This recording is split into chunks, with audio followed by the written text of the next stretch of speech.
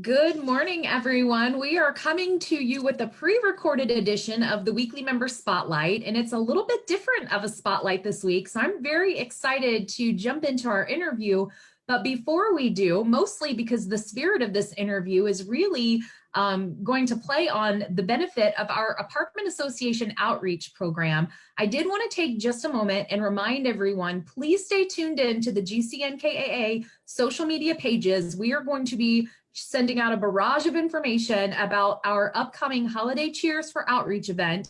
The live auction is going to start, it's slated to start December 3rd, and it's going to go through December 10th.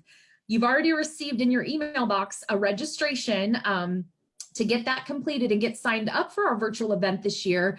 But we're going to be just sending out a ton of information over social media in addition to your email. So you're going to want to stay tuned for that information. What's really exciting is that we are sitting down today with a group of women you can see on the screen here. This is a much different setup than we've had in the past, who have been the beneficiary of our program that the Apartment Association Outreach funds every year with food pantry support. And so we thought it was extremely appropriate at this time of year, and as we gear up for one of our just biggest events to fund the Apartment Association Outreach Program, that we sit down with Ms. Julie Althaver, Sarah Young, and Chandra Huff, all who are associated with the Food for Thought Food Pantry Program, which is a part of Gateway Community and Technical College. I'm just learning a little bit about all of these programs and meeting these women for the first time today myself. So I'm really excited to sit down to learn more, and as importantly as anything, just to figure out how we can help continue to support such a great organization in the greater Cincinnati, Northern Kentucky area. So without further ado, Julie, can I ask you to introduce yourself, and then we'll go around the table and introduce the women with you today. Absolutely. Thank you so much, Michelle. It's such a pleasure being here today. Thank you so much for having us. I am Julie Althaver. I'm the Director of Development for Gateway Community and Technical College. My name is Sarah Young. I'm the Community Resource Success Coach. I run the pantry here at Gateway. My name is Chandra Huff. I am a former student, faculty, staff for the past 5 years. And I am a recipient of the food pantry. Well, that's fantastic. And again, this is a much different setup than we're accustomed to having. And I first want to say thank you, ladies. We didn't even ask you to be so socially responsible and wearing masks and distancing and being prepared for this interview. And I am just very excited to learn a little bit more, not only about the program, but about your specific role in the college and the program, and Chandra, to certainly hear how the program has benefited you. And now it sounds like you're in a role to, help provide the same kind of support you received as a student. So, Julie, I'd love to just dive in and ask you to share a little bit about, the college itself, and then the program. And then I have a couple of questions that I can just direct at whoever is the best to answer. Absolutely. Thank you. Gateway Community and Technical College is a 2-year public community college and technical college. It's part of a 16 community college system-wide program in Kentucky. Our diverse student population ranges from high school students taking dual credit courses, adults pursuing a post-secondary degree or skilled training, to older adults who are returning back to school to complete their education or possibly learn a new skilled trade. We also have those that want to return back to continue their GED and maybe even look at new career opportunities. The college provides post-secondary degree transfer credits, dual credits, and skilled training for more than 24 associate degrees, 12 diplomas, and 28 certificates in more than 33 subject areas. So a very well-diverse college that provides a lot of opportunities to so many people here in Northern Kentucky. Our campuses, we have 3 campuses. Right now I'm on the urban campus located in Covington, Kentucky, and that houses our classes for criminal justice, computer and information technology, human services, and early childhood education. We also have another campus in Boone County, our Boone campus in Florence, which has our industrial and advanced manufacturing program. Okay. Our health and our healthcare allied healthcare programs are on at our Edgewood campus and along with our Student Services Center. And while we also have a satellite center in Fort Wright that has our automotive and diesel mechanic program. So we offer so many different types of educational and skill training for people to really expand upon where they want to be in life. We have approximately 4,000 students that attend Gateway. And right now, Gateway, one of the many wonderful benefits of Gateway, it's about $10,000 less for a student to take different courses than you would have to take at maybe a 4-year accredited university. So Right. It really makes sense in taking some of those classes at a community college. Over 70% of Gateway students attend our school part-time, with over 80% hold a job while pursuing their education. The average age of a Gateway student is over 25 years of age, which classifies them as non-traditional. Mhm. Given the demographic profile of our students, the college offers several wraparound services to help remove those non-academic barriers that support our student population. Some of those are the Student Emergency Fund, our food pantry, child care vouchers, academic and non-academic advising and peer mentoring. And we'll hear a little bit more about those later on today. Just over half of Gateway students meet the poverty threshold, with 33% of those students making less than $10,000 annually. So our Food for Thought pantry is so critical in helping our students. Over 80% of our students do not meet the self-sufficiency level income, which is over 200% of the federal poverty level. And for many of these students, they are single parents struggling to support themselves and their families. Gateway is so fortunate to have partnered with the Apartment Association Outreach and their members last year to help our students remove some of these non-academic barriers. Over the past year, you have helped us with our Student Emergency Fund that helps students pay for emergency expenses such as transportation if their car would break down unexpectedly and that's their only mode of transportation to get to class. You've helped us. You've helped those students with unexpected medical bills, heating, utilities, rent, and even equipment or testing fees that they need for their program of study. Your members have helped us with that, and we couldn't be more grateful to you. The Apartment Association, as we talked about earlier, has helped us with our Food for Thought pantry. Several contributions throughout the year has helped us in supplying our pantry with food, household cleaning products, personal hygiene items, and even baby care products such as diapers and wipes. As I mentioned, a majority of our students are single parents. So those types of items are so critical for our students. As I mentioned, I have Sarah Young here that oversees the pantry and also coordinates our peer mentors to help our students with the pantry needs. And she's here to talk to you today, not only about the pantry, but most recently with the upcoming Thanksgiving holiday, how our pantry is helping more than 50 students receive Thanksgiving meals. I also have Chandra here. As we talked about, she's a single mom of 3 children, and she was able to utilize our pantry not only when she was a student here, but now as an alumni grad and a working member here at Gateway, how she's also utilized a pantry during this pandemic time.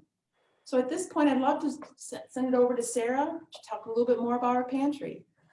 Wonderful. Thank you, Sarah. Very interested to hear a little more about it. And specifically, as Julie mentioned, with the pandemic at hand, that's something that's, obviously we're still in the midst of and will be, I'm sure, for quite some time. Would love to hear a little more about the uptick you've seen in need because of the pandemic. Yes, we definitely have seen an uptick in orders from our students over the past year. Especially in the spring semester around March when it did start, the pandemic occurred, we've seen a real uprise in pantry orders. I want to hit on how many students have accessed the pantry over the past year. And that includes fall of 2019, spring of 2020, and summer of 2020. Over 200 students have accessed this pantry. And it's provided a wealth of support and information for students, because we do provide other community resources to these students so that we're not the only support mechanism that they do have. I also want to tell you how many students have access to pantry this past semester, which started in August. We've had 52 students access the pantry thus far, so it's a happening place. So they're coming and they're checking in with us and they're getting their orders. And most recently, our Thanksgiving giveaway is actually happening. It started today, and you all are able to help support that initiative because we are giving away 50 Thanksgiving meals to our students. And that includes all the fixings, turkey, all that. So we're very, very grateful for you guys. Wonderful. You know, one of the questions that I'd love to hear, you know, Julie mentioned just a list of items that are very popular, but what are some of the, you know, some of the things that kind of fly out of the pantry the fastest? What kind of items are just must-haves? So that's the PPE, that's the hand sanitizer, that's the disinfectant wipes. Those are coming and going quickly. Yeah. Students see a need in it. We try to find it. We search high and low, just like everyone else, to try to find these items for these students. So the disinfectant wipes and the hand sanitizer are large. Yeah, absolutely. I know we're going to talk about this, you know, certainly before we end, and I think there's no harm in mentioning it a couple of times, but you know, how would someone like me who would be interested in not only supporting the GCNKAA and our apartment association outreach, but how would someone come to you directly if they wanted to make a donation or support in some way the pantry? They can send their inquiries to me at my email address, which I understand will be provided to your members, but it's julie.althaver@kctcs.edu, or call me directly, 859-442-4122. You know, one other question that came up before we hear a little bit from Chandra, in my mind, as you were talking, how did you first learn about the GCNKAA and get affiliated with the Apartment Association outreach? Well, I have a individual that, a good friend of mine that works for the Kentucky Community Action Commission, Okay. Rhonda, who suggested that I reach out to Susan Peck and Patty as well, and said, you know, these are two individuals that might be able to help you in the school with the needs. And so Susan and Patty have been so wonderful in working with us. Susan had a chance to come out and actually to see our campuses, both the Covington campus and the Boone campus and Edgewood campuses, to see our operations, to meet some of our students, and to learn more about our needs. Okay. Where exactly in Covington is the Right campus? on Main Street, 516 Main Street. Okay. Excuse me, not Main, Madison. Madison. I apologize. Okay. But yes, we have a presence right here in Covington. We're really excited about our urban campus. It's one of our largest. Most of our students will come to this for our programs. And it has the bus transportation system that runs by it as well too. So Right. we're very blessed to be a part of the Covington areas. And that also draws in individuals to students from the Cincinnati area. Oh, absolutely. Yeah. And Covington is just, I've spent a little bit of time there myself. The company that I work for, Village Green, manages a few properties in Covington, and just trying to, you know, get a lay of the land. I'm from the other side of the river. So going across the river when you're I'm even from north of Cincinnati is a little different.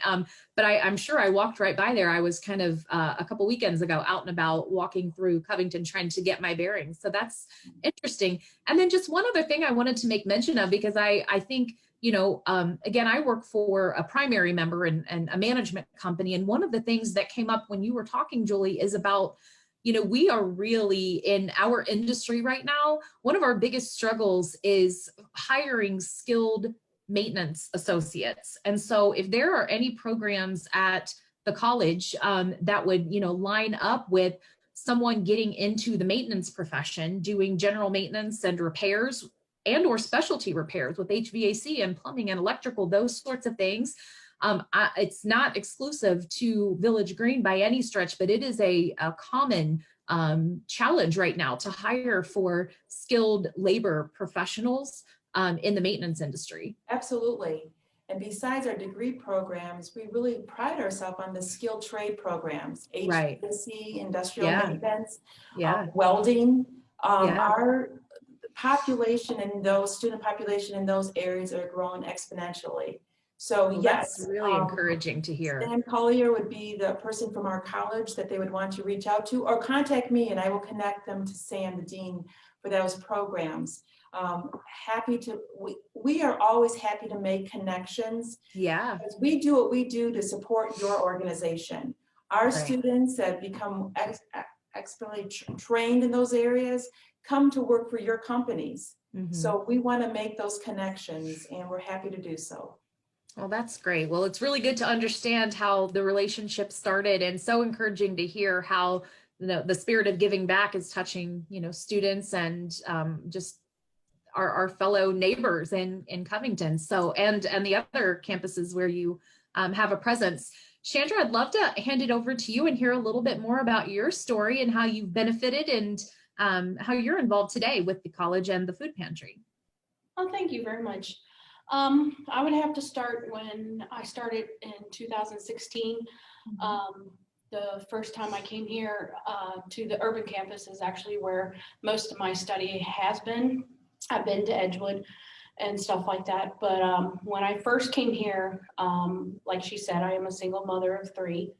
And they were young when I started. And to be able to change my career or change my life with an actual career and not just a job. Because I did work as a housekeeper for over 15 years. And I was making good money, but I knew it wasn't going to last. I wasn't going to go anywhere. And it was just a strain on my body. And I had 3 little kids at the time. So I made a big jump and decided to come to Gateway, which was really good for me. Since then, I have got my associates in science for human services. I also got associates in art.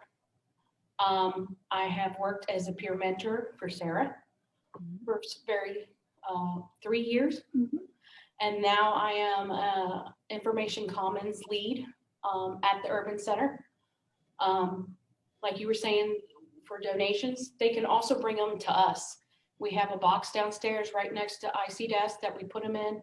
So if they just want to come by and drop off something today, each campus will take any drop-offs that they're willing to give.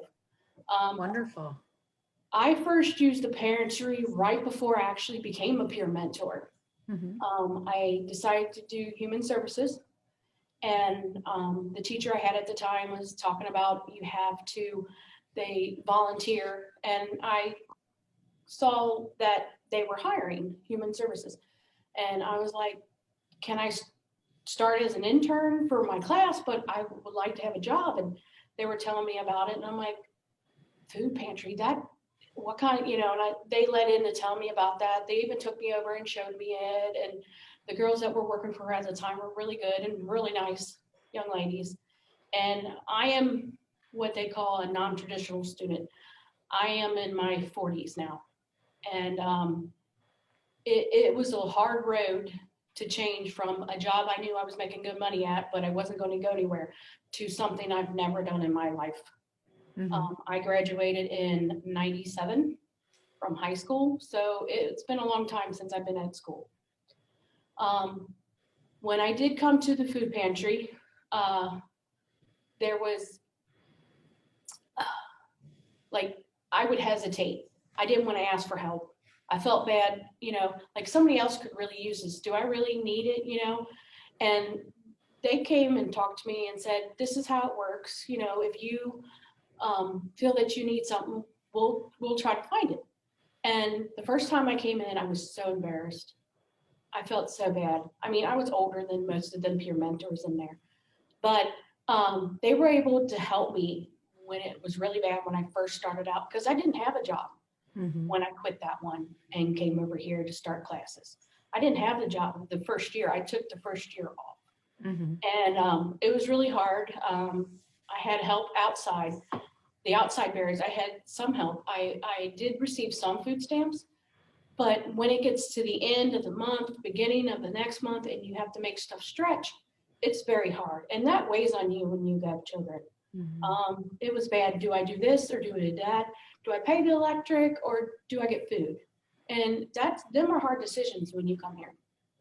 I know people talk about the inside barriers of learning and books and all that and that kind of stuff, but nobody really pays attention to at home. You know, what's going to stop you from doing your homework? Do you have to get a second job to make enough money to feed your kids? Mhm. Do you have to pick between, internet, diapers, or food, to do your homework? Some people come here and don't have internet because they have to pay for the food, where the pantry is so, how do you say it relaxes you. You have somebody has your back. Somebody's Mhm. there when you're low, when you're like, all I need is shampoo and conditioner, or hygiene products. And then when I first started there, they didn't have diapers yet. So now that they have the diapers and the wipes, it was so relieving to parents that they could come in and get that if they needed it. As a peer mentor, I had a lot of students that came in and said, I don't have lunch today. And the good thing is we could go up the pantry and get them something. I mean, uh, chips, snacks, crap, anything. They were like, I'm just hungry. Right. And that also stops people from learning. You can't focus on what you're doing if you are hungry. And you especially can't focus on what you're learning if your kids are hungry. Mhm. And to know that food pantry's there, it's a big relief to know you have something that you can count on. Because money doesn't always stretch as far as you want it to. And as a student, while I was here, because I just graduated in 2020, it was great to know I had that. And if I did have to focus some of my money on certain stuff, I knew the pantry was there to back me up for the rest. Now, as a staff member, I get to see the people come in that need the help, and I'm able to tell them my story and say, hey, don't worry about it. It's not a big deal. Don't feel bad about it. Everybody has to. I love having the resources that I learned as a peer mentor and as an IC person to help people. And that's what's going to feed into my human services major. So much. That is just, it's so incredible to hear a personal story. I mean, for those people who are interested in supporting, some food pantry or some apartment association outreach type, you know, program, it's easier to do that when you hear the personal story and the strength that you've endured over your time. And now the way that you're giving back, it really puts a different perspective in the forefront. And I know that so many of us in this industry, we have a really unique business because as providers of housing, we live with residents and we live with our customers, and it's a much different industry than really anything else. We literally live with our customers, and we also sit down and have difficult conversations sometimes with people when they can't pay their rent and they have to decide, am I going to buy food, to your point, pay my utilities, or pay my rent? Like, what exactly am I going to do this month to make it stretch? And so hearing the personal story about how programs like the Food for Thought Pantry and the other programs that our apartment association outreach can support, it just makes all the difference. I really appreciate you sharing your story with those of us who wouldn't otherwise get to interact with you, Chandra. Thank you so much. Thank you. Well, the pantry, as Chandra was mentioning, is the lifeline for some of our students. It should never come to a point where they have to decide on a bill or feeding their children. And that's the thing that Gateway wants to try to eliminate for them and make that available. Right now, our pantry is located at our urban campus in Covington. Mm-hmm. Our vision and our goal is to expand that to our other campus locations, and we're in the process of doing that. Right now it's canned goods items and other types of items we just talked about, but we want to expand upon that to perishable food, which is more healthy, nutritious food, the fruits, the vegetables, the dairy products, and that's where we're going in the future. We just recently received an Impact 100 grant to help us in that expansion project. And another way your members could help us is being a partner in that expansion. As you know, as everyone knows, especially in the maintenance, where it costs a lot of money, obviously, to retrofit an area for refrigeration and shelving for a new pantry. So we are always looking for partners to help us in that expansion, because as Chandra was talking about, it's difficult for some people to ask for food. It was difficult when you came up, as you mentioned, to say, I need help. We kind of want to remove that stigma associated with that. With the expansion project, it would allow students to come in and utilize the services that they need on the food right away. I know, Sarah, do you want to talk a little bit about how right now students access the pantry? Sure. So students can access the pantry via our website. They go on the website and they click the link, and that link takes them to a pre-fillable form where they can fill out whatever they need. So they can click shampoo, food, whatnot. And then from there, we pull the order and we process the order and meet the students within 24 to 48 hours. So we're trying to meet them as soon as possible because we're not sure of their current situation. And we do deliver to each campus, so they don't have to come to the urban campus. And that's fantastic. Reason why we want to expand it.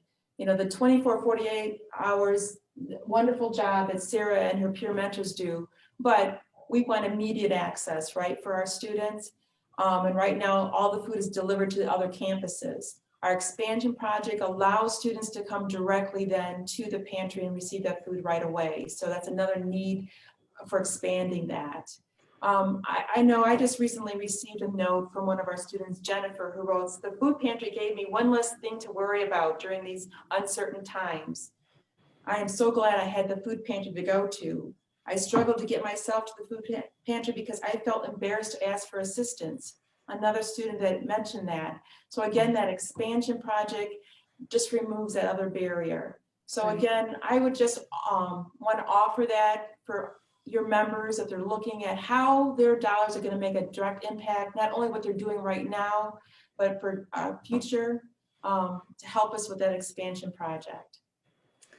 Well, thank you very much. I'm really honored to have the opportunity to sit down with the three of you and learn more about this. And it's certainly inspiring me as we ramp up again for the fundraiser event for the Apartment Association Outreach. It's just so it's humbling and it's inspiring to hear the personal stories of impact and to learn how it directly affects. You know, I see you know, the various list of people that we support through this outreach program and through the Apartment Association, but I've never had the opportunity to sit down with, you know, the folks who are managing the day-to-day and the folks who have been a beneficiary of such an important program. So thank you so much for your time today. In closing, I'd love to just ask if there's anything else you want to share with our members. We will certainly post the contact information for you, Julie, and encourage anyone who is able to support you with a donation to do so directly and then indirectly through our Apartment Association Outreach program so that we can continue to fund such important programs like yours.